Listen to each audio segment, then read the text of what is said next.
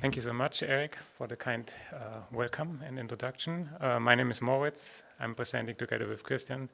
And we're both from IRE. That's how we used to pronounce it. It's the Institute of Advanced Research in Artificial Intelligence. The institute is based in Vienna, but as you see now here, there's also a small group of people based in Switzerland. And IRE has been running the traffic forecast as a machine learning competition for 3 years now at NeurIPS. And we're happy to present some results, some experiences, and also where we're heading with that research.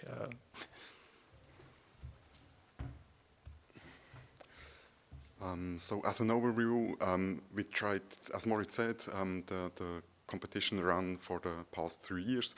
So we tried to give you an overview about the data that was used and about the prediction task that was that the competition was about. And then we will introduce you to last year's competition, which was about tackling domain shifts. Temporal domain shift, there is data from before COVID, and there is data from during the COVID measures. Can participants tackle that domain shift? That was one question there. And then we tried to wrap up and focus out and put what we've done so far in a more general framework and try to frame it as something as a first step towards traffic simulation in a data-driven way.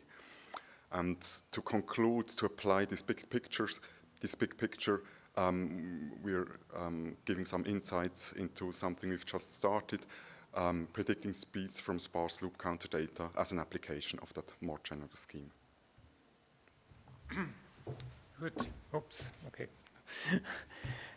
Why traffic forecast? The motivation and how that all started is we wanted to leverage what deep learning has been able and has achieved in the recent few years, and especially when looking at traffic, we believe that you see traffic when you're looking at a coarser picture of traffic. You don't need it down to the meter where each vehicle is floating and whatever, but you can also see that a bit more in a visual way, and that gave also rise to the very first, where we basically formulated also the traffic problem as a movie prediction task basically, and we will learn more about that soon and how the data encoding was done in the upcoming slides. And also the motivation is to model traffic as a purely data-driven problem with a lot of data, and we were lucky to have a large industrial-scale data set derived from GPS data from fleets of vehicles, which was provided to us by HERE Technologies, which we partner with. And so this really gave us enough data to also have that view on many cities, to also be able to compare these domain shifts both in space and in time.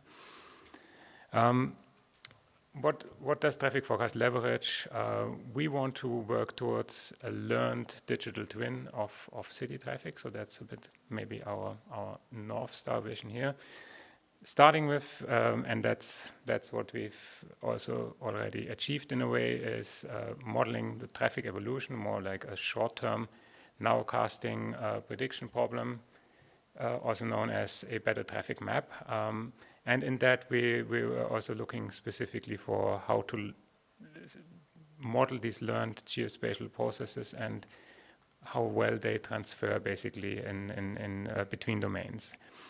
Ongoing, we see two a bit further ahead, maybe one a bit closer, the one a bit more challenging goals. On the one hand, unblocking and liberating traffic-based services.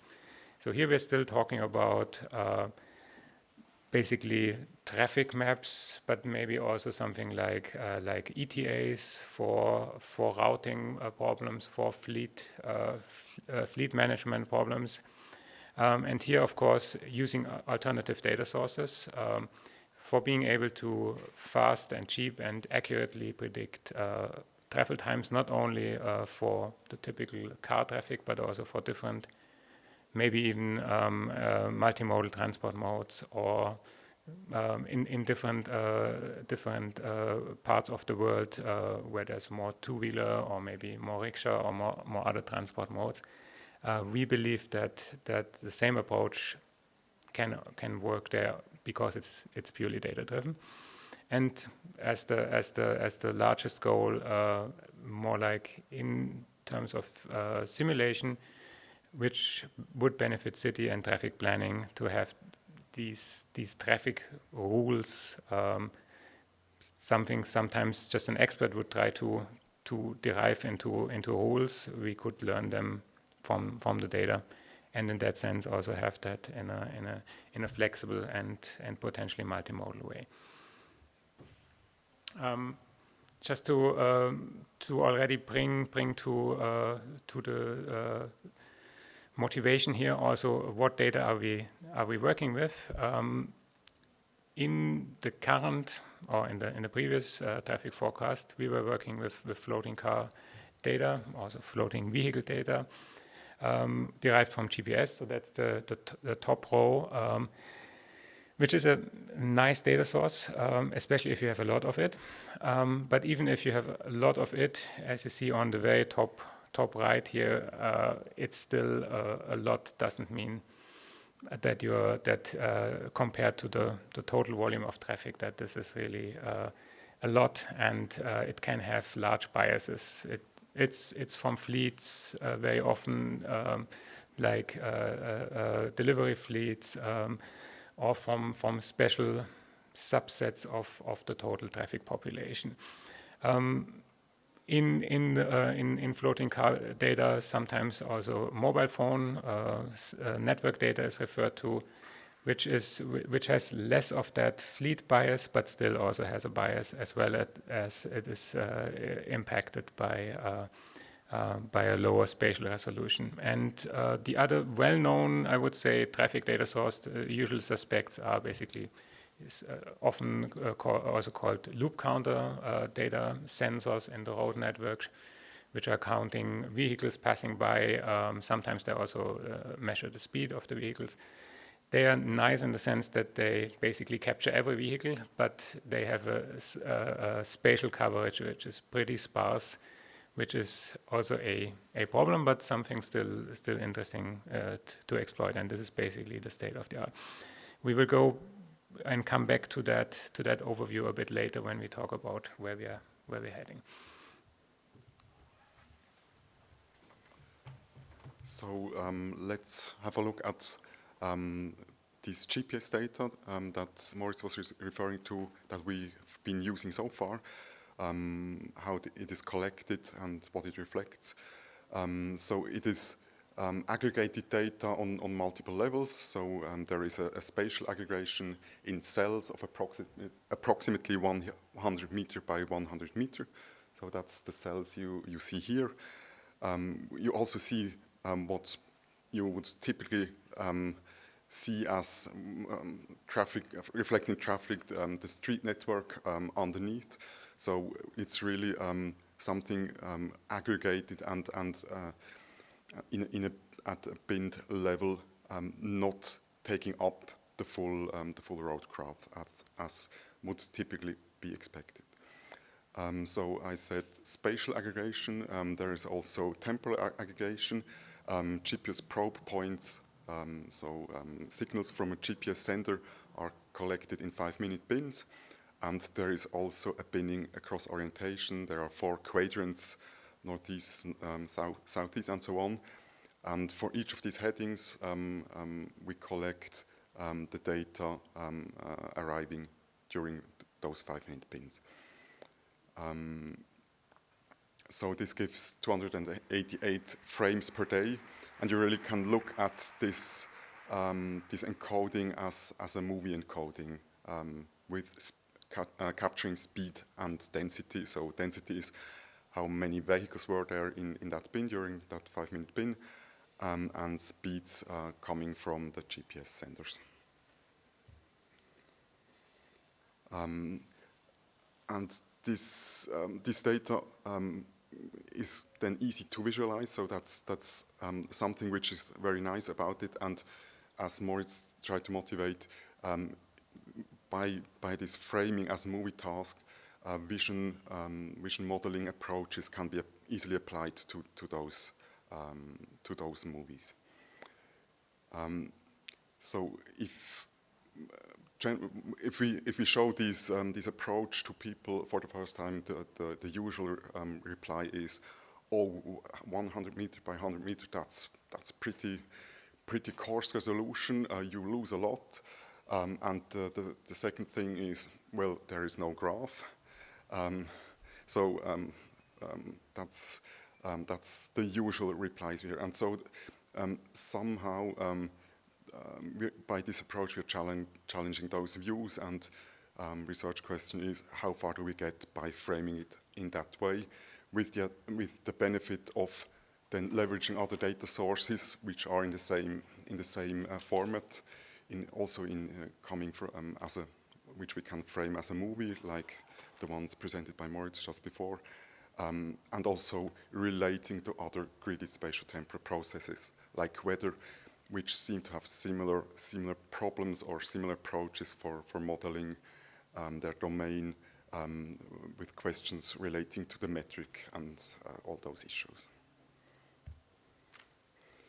So just to dig a little bit further in, on the left you see mean speed for the cells depicted across the 4 quadrants.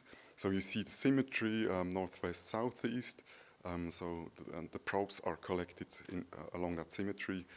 But obviously, this aggregation comes with some costs. So there's some blurring effects. So a GPS signal can be just at the border, and then it can flip from one cell to the other or across a quadrant. And maybe that's something we haven't fully understood yet, the impact that has on our prediction task. So tackling domain shifts. So last year's competition, Europe's 21, was framed as a transfer task. So what we basically did, we had data from before COVID, from 2019, and data from 2020. So we had 4 cities where we give full training data for April and May for both years. And the core challenge is then to our models able to adapt to a new to the new domain under the COVID restrictions.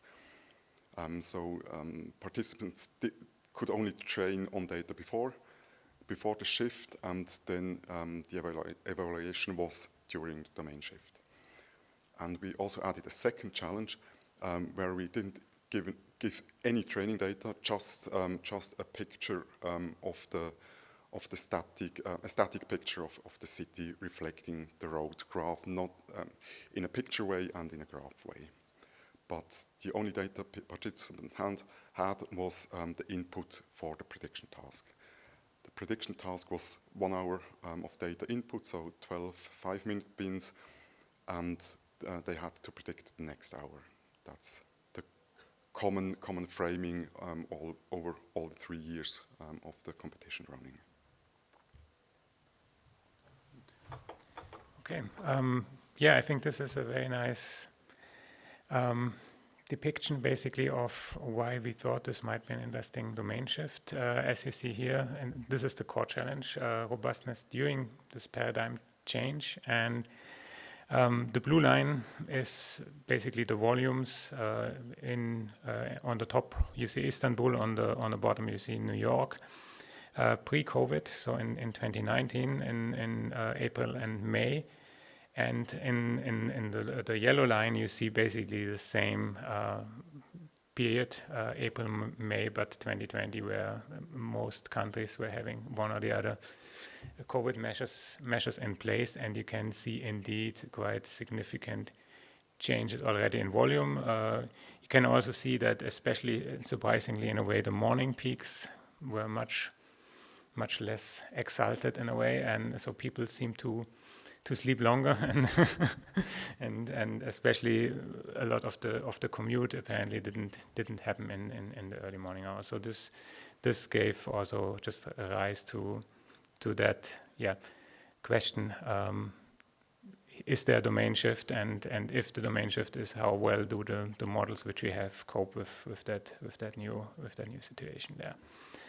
So in last year's competition we had a winner, and somehow we are showing here basically some inference depiction diagram of how the model deals, and it's actually interesting to see that this is it's a pretty large UNet model, so it's coming definitely from the visual domain. UNets are also widely used in video prediction, and so the winner, Yichao Lu, he used basically 9 different UNets and basically ensembled them just in an average, and it's actually interesting to see that this was successful. It was super successful in that temporal shift. So we have the impression that since there was enough data to train with,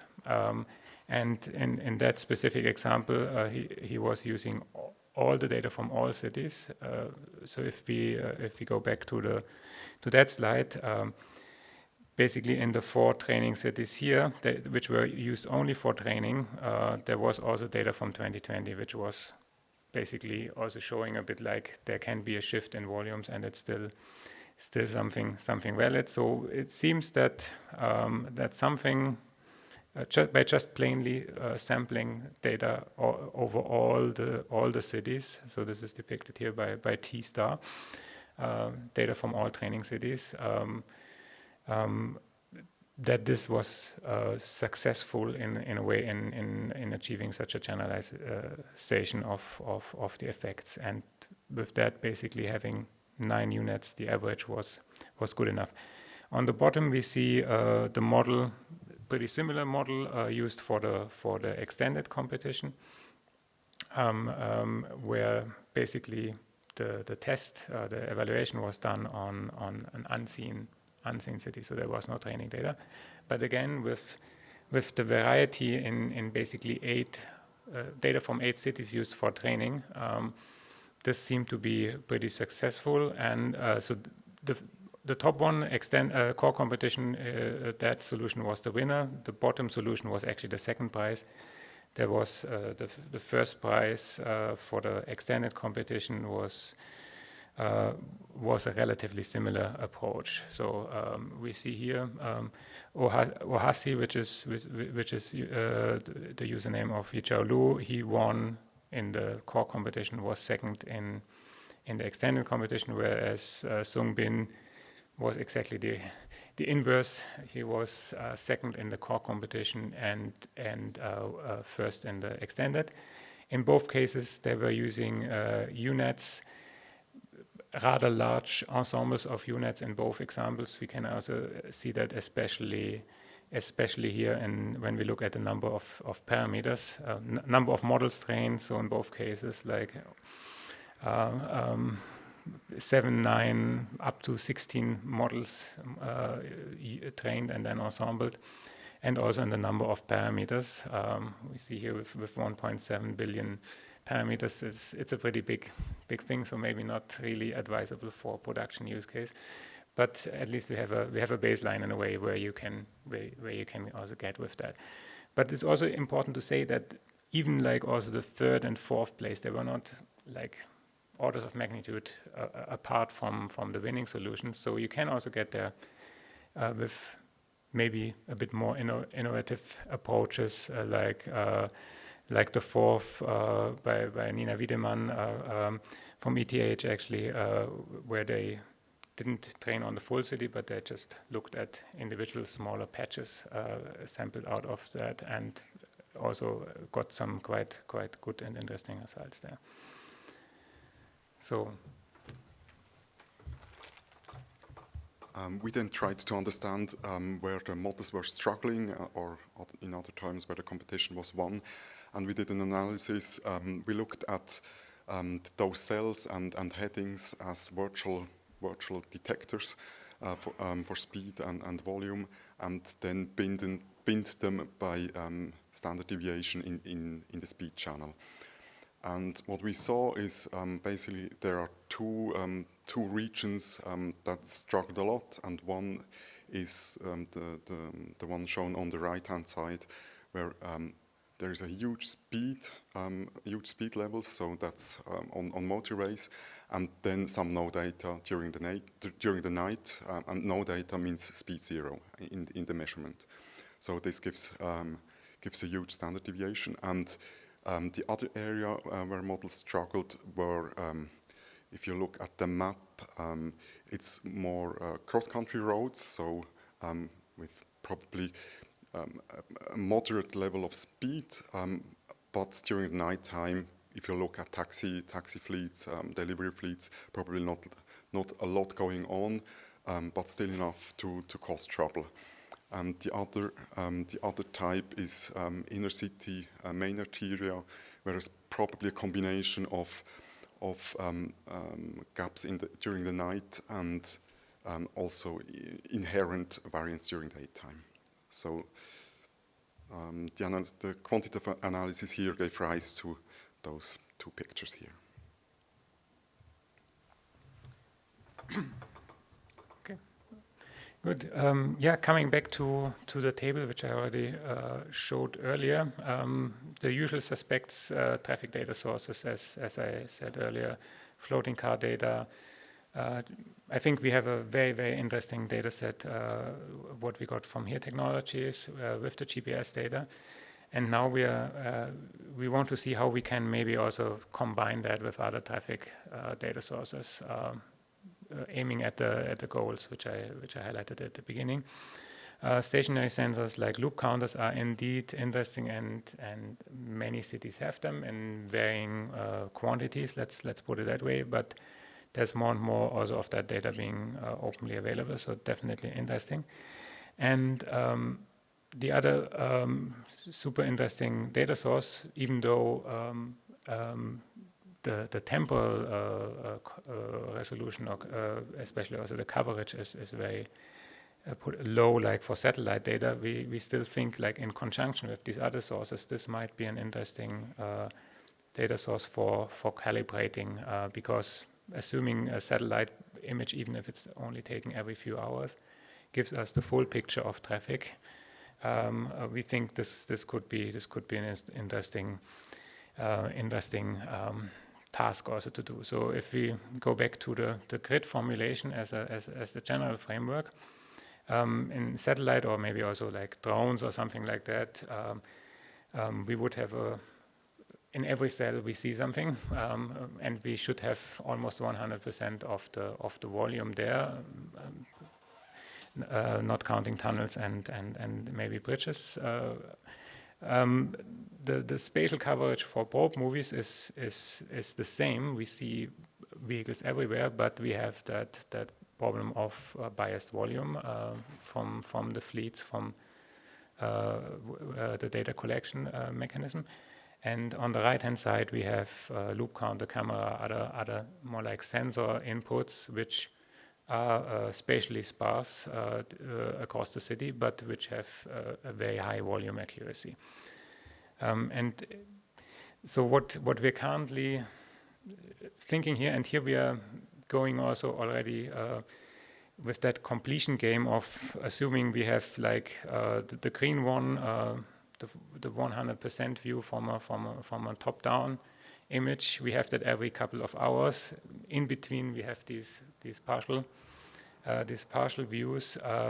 We could formulate that as a completion game, and with that one, we are not very far away from a simulation, basically. So this is which we need to calibrate.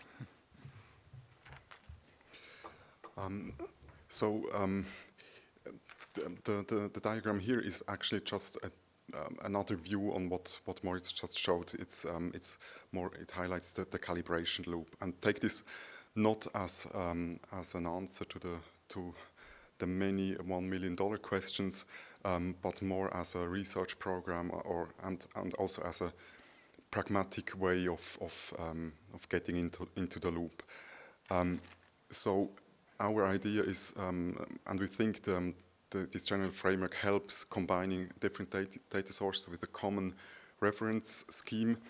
And what currently lacks a little bit is we have mean squared error for evaluation, but we don't actually know what it means in the real world. So, for instance, just at a very basic level, we've looked into speed density distributions, and we see a clear distribution shift in the predicted data. So, for those knowing traffic flow theory, one variant of the fundamental diagram is plotting speed against density, and there we see clear shifts from what the model produces and what's in the ground truth data. So that would be one first step of correcting that and going towards even more real-world evaluation of what the model produces, whether it really captures an unbiased full view of traffic state.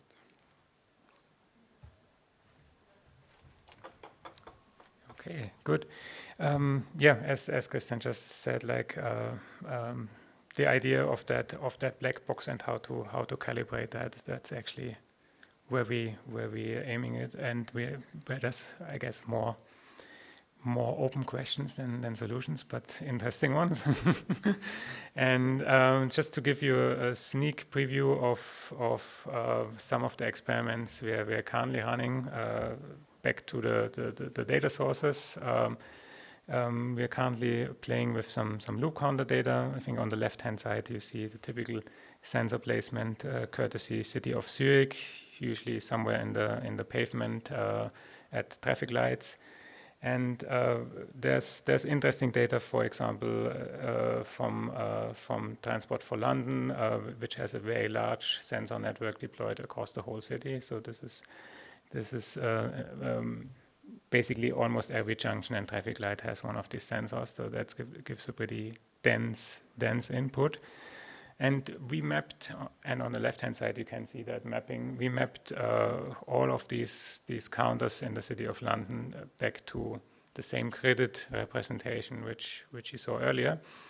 So this is in total 7,000. So 4,000 come from TfL, the other 3,000 come from Highways England and in the surrounding highways. Gives us a pretty big picture, but still compared, if we look at the pixels, the total pixel size is 200,000 pixels. So we have 7,000 pixels which are active on the left-hand side and 200 on the right-hand side. The right-hand side is the known traffic movie derived from the GPS data.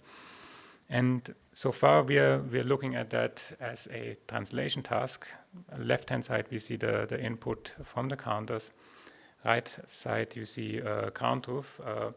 And in the middle we see a prediction, and here it's already interesting that the model indeed starts to fill in and understand where there's arterial roads that they need to be closed with a similar speed, and also in the inner city it's trying to predict like a mix of active traffic and maybe learned historical traffics, and this would be a very first hint at this calibration task which we mentioned earlier, that this should be working.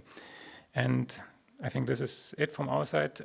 One thing I wanted to just mention at the end, we are still running the traffic forecast competition as an open analysis competition. So when you're interested in working with the data, go on trafficforecast.org.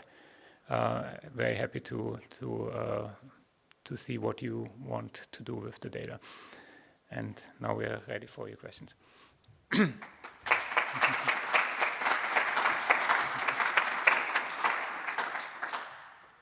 Thank you very much for that presentation, Moritz and Christian. I think we have time for at least one question. So there, we already got one. Thank you for your great talk. So I would like to confirm that the forecast computation output is like the traffic demand for each hour per road section. It's for the next hour in the same gridding, so basically in exactly the same format as the input. So basically for every cell, the volume and the speed in all 4 quadrants. So basically it's not like in the road network, right? It's not in the road network. No, it's still on the same gridding. Yeah, but we did some back translation experiments, and that actually seems to work pretty well. So that fear of losing data, we haven't found that. So we can use that data to match into the rear traffic network. You can match that basically based on the features, right? The features you would have for the matching are basically the heading and the volumes. Yeah. Just a short question.